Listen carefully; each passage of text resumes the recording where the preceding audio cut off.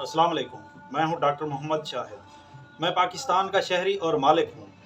सुना है लीडर नस्लों का सोचता है और सियासतदान इलेक्शन का सोचता है। कैसे, मैं बताता हूं।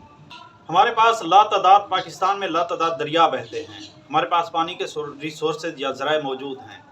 तो इस वक्त हमें सबसे ज़्यादा रोज़गार की, इंडस्ट्री की, बिजली की ज़रूरत है, क्योंकि इंडस्ट्री बिजली से चलती है और कोई भी मुल्क एक्सपोर्ट से तरक्की करते हैं। एक्सपोर्ट यानी बरआमदाद।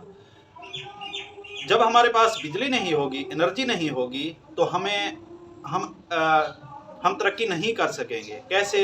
क्योंकि हमारे पास बिजली नहीं है, एनर्जी नहीं है, सस्ती एनर्जी नहीं है, हम इंडस्ट्री नहीं लगा सकेंगे, हम कोई टेक्निकल काम नहीं कर सकेंगे और हम रोज़गार मुहैया नहीं कर सकेंगे। नौजवानों को रोज़गार नहीं मिल सकेगा।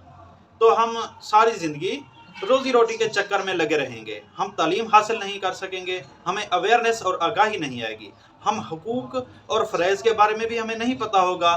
तो ज़ाहिर है हम फिर अपने हुकूक भी नहीं मांगेंगे। अब 75 सालों में हम मुसलसल तनज़्ज़ुली का शिकार रहे। हमारी जो रुपए की कदर है डॉलर के मुकाबले में मुसलसल गिरती रही। 1947 में एक डॉलर 3 रुपीज़ का था, 3 रुपए के बराबर था एक डॉलर। उसके बाद हम मुसलसल तनज़्ज़ुली का शिकार हुए। महंगाई, करप्शन, गुर्बत, बेरोज़गारी, मनी लॉन्ड्रिंग, सालाना कितने अरबों रुपीज़ की मनी लॉन्ड्रिंग होती है। हमारा पैसा बाहर के मुल्कों में जाता है। हमारे सारे बड़े ऑफिसर, ब्यूरोक्रेट्स और जो ज़्यादातर सियासतदान हैं वो बाहर हैं, उनके बिजनेस भी बाहर हैं और उनकी जायदादें भी बाहर हैं। तो इस दौरान एक नया बंदा सियासत में एंट्री मारता है। वो कहता है ये कौम रुल रही है। जब जब ज़्यादा बारिश आता है तो ज़्यादा पानी आता है, जब ज़्यादा पानी आता है तो फ्लड्स आते हैं, तो हम उस फ्लड्स में रुल जाते हैं। हमारे गरीब, हमारे घर, हमारे माल मवेशी, हमारी फसलें, हम बह जाते हैं फ्लड्स में। एक बंदे ने एंट्री मारी, उन्हें क्या है कि बंदे दे पुत्रो क्यों ना तुसी डैम शुरू करो, वो गोली मारो सियासत नूं। डैम्स तो कहीं जंगलों में जाके बन रहे हैं, वो किसी को नज़र नहीं आ रहे। अच्छा, वो बनेंगे भी 10-20 साल में कंप्लीट होंगे, 10-15 साल में। चलो गोली मारो सियासत को, आज नस्लों के बारे में सोचते हैं। वो कैसे? ये देखें, दियामिर भाषा डैम 2018 में गिलगित बल्तिस्तान में, सिंध में शुरू हुआ। जनाब ने शुरू किया। मोहम्मद डैम 2019 में शुरू किया गया। इसकी कैपेसिटी 740 मेगावाट है। ये सवात, दरिया सवात केपीके में है। अच्छा जी, दासू डैम 2019 में शुरू किया गया। ये दरिया सिंध पर है, केपीके में, और 4500 मेगावाट इसकी कैपेसिटी है। अच्छा, इनके बताने से पहले मैं ये भी बता दूं कि प्राइम मिनिस्टर इमरान खान ने बताया कि 10 बड़े प्रोजेक्ट, छोटे डैम्स 59 उन्होंने शुरू किए और 26 जो हैं वो कंप्लीट हो चुके हैं।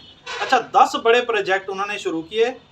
तो उन्होंने कहा कि हमारी कंट्री की जो स्टोरेज कैपेसिटी है उसको हम डबल कर देंगे। अब इन डैम से क्या होगा? हम पानी स्टोर करेंगे, गरीब लोगों को डूबने से बचाएंगे। दूसरी बात, जब ये स्टोर होगा तो जब ये पानी चलेगा तो इससे हम फ्री इलेक्ट्रिसिटी पैदा करेंगे। आप सोच चेक करें, जब फ्री इलेक्ट्रिसिटी मिलेगी तो इससे इंडस्ट्री को फ़रोग मिलेगा, इंडस्ट्री से हमारी एक्सपोर्ट्स बनेगी, लोग इंडिविजुअली इनफरादी तौर पर तरक्की करेंगे, रोज़गार मिलेगा, एक्सपोर्ट यानी बरामदात बढ़ेंगी, तो हमारा मुल्क जो है वो तरक्की करेगा। अब ये पानी आगे जाएगा तो सिंध, बलूचिस्तान और पंजाब की लाखों एकड़ बल्कि करोड़ों एकड़ जो बंजर ज़मीन है, हम उसको भी हम सैराब करेंगे और खुराक पैदा करेंगे। तो ज़ाहिर है खुराक की किल्लत भी हम दूर कर देंगे। तो प्राइम मिनिस्टर, अच्छा जी, चाइना के पास 5000 बड़े डैम्स हैं और पाकिस्तान के पास 9 बड़े डैम्स हैं। 1960 की दहाई में पाकिस्तान में 2 बड़े डैम्स बनाए गए थे। उसके बाद कोई बड़ा डैम नहीं बनाया गया। 1998 में किसी गवर्नमेंट में, शायद पीपल्स पार्टी की गवर्नमेंट थी, उस वक्त एक डैम जो है उसका मंसूबा बनाया गया, लेकिन वो भी शुरू नहीं किया गया था। और इसी तरह इंडिया के पास भी हज़ारों डैम्स हैं। तो ये कहना गलत ना होगा कि मुल्क जो हैं वो डैम्स से ही तरक्की करते हैं। दासू डैम 4320 मेगावाट हमें बिजली देगा। अच्छा जी, तो प्राइम मिनिस्टर इमरान खान ने कहा कि construction of dams will save future of our generations. इन डैम्स की जो तामीर है हमारी नस्लों का मुस्तकबिल बना देगी। अच्छा जी, इसके अलावा जो डैम कंप्लीट हैं उनके और इन सब चीज़ों के स्क्रीनशॉट्स मैं साथ साथ लगा रहा हूँ, तो कोई भी इनको सर्च कर सकता है। अच्छा जी, दासू डैम, नए गज डैम 2019 में सिंध में ये बन रहा है, 2019 में शुरू हुआ। कुरम तांगी डैम 2018 में शुरू हुआ, कुरम रिवर पे है, नॉर्थ वजीरिस्तान में। सुक्की किनारी हाइड्रो पावर प्रोजेक्ट है, ये कुनहार रिवर पे है केपी के, ये 884 मेगावाट का प्रोजेक्ट है। Tarbela fourth extension hydro power project भी है, ये 1410 मेगावाट का है। गोलनगाल हाइड्रो पावर प्रोजेक्ट मसदूज रिवर पे है, केपी के में 108 मेगावाट का, ये छोटा प्रोजेक्ट है। कयाल खावर भी है, दुबर खावर हाइड्रो पावर प्रोजेक्ट भी है 130 मेगावाट का। दूसरी तरफ मैं बताता हूँ कि जिन लोगों ने ज़्यादा दौर हमारे मुल्क पर हुकूमत की है, उन्होंने क्या किया है।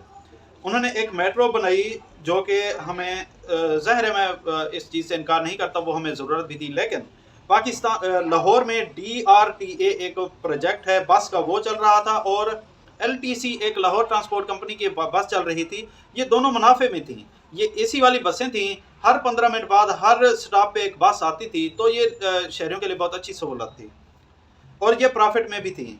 अब मेट्रो बस हम पर क्यों लाई गई कि ये कौम मेट्रो बस, और इसके साथ साथ मैं इनका थर्मल पावर प्रोजेक्ट्स का भी बता दूं, ये भी नून लीग ने लाए थे कि इनको ये कौम जो है हमेशा डॉलर मांगती रहेगी, डॉलर के सूद में पड़ी रहेगी। ना डॉलर आएंगे, ना ही हम जो है डीजल और पेट्रोल ख़रीदेंगे, क्योंकि थर्मल पावर प्रोजेक्ट के लिए हमें डीजल और पेट्रोल की अशद ज़रूरत होती है, जो कि हमारे पास नहीं है। उसके लिए हम डॉलर उधार लेते हैं, उधार का हम फिर सूद वापस करते हैं। तो जब हम इन चीज़ों में पड़े रहेंगे तो हम ज़ाहिर है तनज़ली का शिकार होंगे, ना हमें रोज़गार मिलेगा और ना हम तरक्की करेंगे और ना हम पढ़ेंगे। क्योंकि इनके मुताबिक अगर हम पढ़ लिख गए, हम रोटी रोज़ी की फ़िक्र से आज़ाद हो गए, तो फिर तो हमें आगाही और अवेयरनेस आ जाएगी और हम तो अपने हकूक़ मांगने शुरू कर देंगे। फिर हम सड़कों पे भी निकलेंगे, एहतजाज भी करेंगे और हमारे पास टाइम भी होगा एहतजाज में जाने के लिए। तो फिर तो एक उनका जो चूरन बिक रहा है वो नहीं बिकेगा। लाहौर मेट्रो बस 30 अरब रुपए से बनाई गई, तुर्की की कंपनी अलबराक चला रही है इसको, और उनके पास ठेका है। फ़ी सवारी 20 रुपये लिए जाते हैं और हमारे जो अखराजात हैं वो आमदन से ज़्यादा हैं। अब वो कैसे पूरे किए जाते हैं, वो पंजाब गवर्नमेंट सब्सिडी देती है, फ़ी सवारी 40 रुपया सब्सिडी दी जाती है और इस वक्त 1.64 बिलियन की सब्सिडी दी जा चुकी है। अलबराक कंपनी अपना जितना उसने इन्वेस्ट किया था वो अब ले जा चुकी है, अब जितना भी आगे चलेगी वो मुनाफा में उनको चलेगी। तो मैंने बताया था कि DRTA एक बस सर्विस थी और LTC ये मुनाफा में थी। अगर इनको बढ़ा दिया जाता, 700 की बजाय 200 बसें कर दी गई, अगर ये 700 की बजाय अगर 2000 बसें कर दी जाती, तो मेरे ख्याल में लाहौरियों का मसला कुछ हल हो जाना था। जी थैंक यू वेरी मच। उम्मीद है आपको समझ आ गई होगी कि कौन हमारी नस्लों का सोचता है और कौन इलेक्शंस का सोचता है। और इसके अलावा मैं ये बात वाज़ेह कर दूं कि मैंने वो बातें की हैं जो सबूत और रिसर्च के साथ की हैं और जिन बातों पर इख्तलाफ कम से कम हो। मैं सियासी पोस्टें बहुत कम ही करता हूं और मेरा कोई इरादा भी नहीं है कि सियासी पोस्टें करता रहूं। अब हम भी और कुछ और लोग भी कंफ्यूज होते हैं कि कौन हमारे साथ मुखलिस है और कौन नहीं है। तो ये मेरी ओपिनियन थी, थोड़ा सा मैंने बता दिया है। आप इस मेरी ओपिनियन से इख्तलाफ भी कर सकते हैं। मुझे कुछ चीज़ें वाज़ेह नज़र आईं, एक वाज़ेह फ़र्क नज़र आया, तो वो मैंने बता दिया है। तो इस तरह हमें भिखारी और गरीब रखने का प्लान बनाया गया कि हम डॉलर्स के लिए हम डीजल और पेट्रोल के लिए डॉलर मांगते रहेंगे और उनका सूद भी भरते रहेंगे और सारी ज़िंदगी ताहयात हम भिखारी रहेंगे और कभी तरक्की नहीं कर सकेंगे। वो क्यों? इसके बजाय अगर हमारे पास रेजरवायर हैं पानी की, जो हमारे पास जो ज़राए हैं, अगर वहाँ पे उन पैसों से डैम्स बनाए जाते तो हमें मुफ्त बिजली, इंडस्ट्री, रोज़गार, एक्सपोर्ट्स बढ़ती, ये सारी चीज़ें मिलती, तो फिर तो हम तरक्की कर जाते और कर सकते थे। तो होना ये चाहिए था। ये हमारे साथ, हमारे मुल्क के साथ ये जुल्म किया गया, ये एक ज़्यादती है। तो वक्त है अभी भी समझ दें। शुक्रिया।